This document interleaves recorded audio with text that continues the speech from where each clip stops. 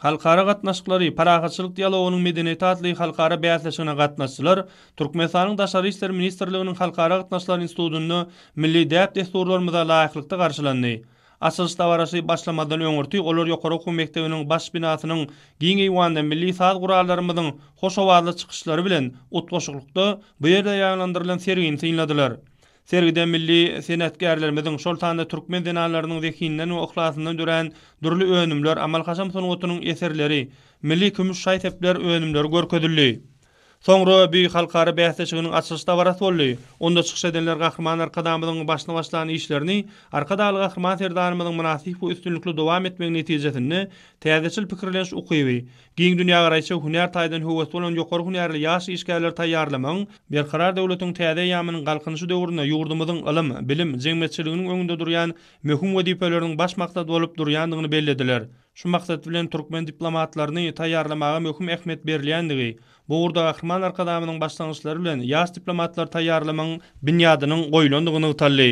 Bäýatlaşyň açylyş dawarasynda çykyş eden daşary ýurtly myhmanlar türkmen paýtagtynda mähirli we myhmansoýruk bilen garşylandyklary, şeýle halkara bäýatlaşygyna gatnaşmaga çakylyk üçin türkmen halkynyň milli lideri Türkmenistanyň halk maslahatynyň başlygy gahryman arkadamyda hemde hormatly prezidentimiz arkadaly gahryman serdarymyza we ähli guramaşylary tüýs ýürekden hoşallyk bildirdiler.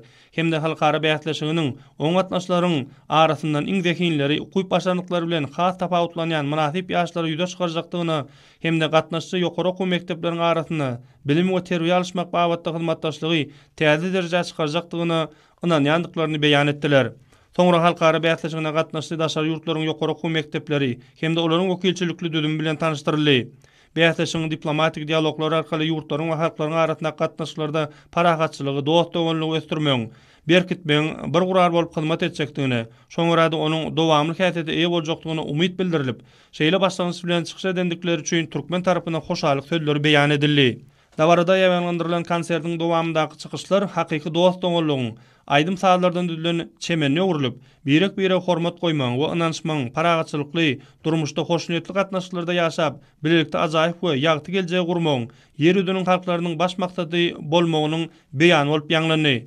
Açylyş dawara tamamlanan soň intellektual ýarşyň ilkinji gününde oň gatnaşyklary tez synagynda we şahsy bäýatlaşykda ukyp başardyklaryny görkezdiler.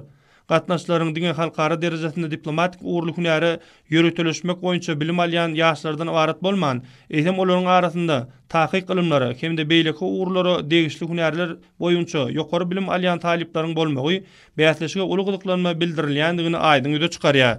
Bäýatlaşy geçirmeň maksady talyplaryň halkara gatnaşyklary uğrunda degişli bilimler boýunça zekin başarlyklaryny ýüze çykarmakdan, degişli tewhitleriň talyp ýaşlarynyň arasynda dostluk gatnaşyklary berkitmekden, okuw bilim tejribeligini alşmaga ýardam bermekden, ilim bilimleri, özara bähwitleri alşmakdan, bitarap Türkmenistanyň daşary syýasy bilim we medeni diplomatiýasyny wagt etmekden ibaretdir.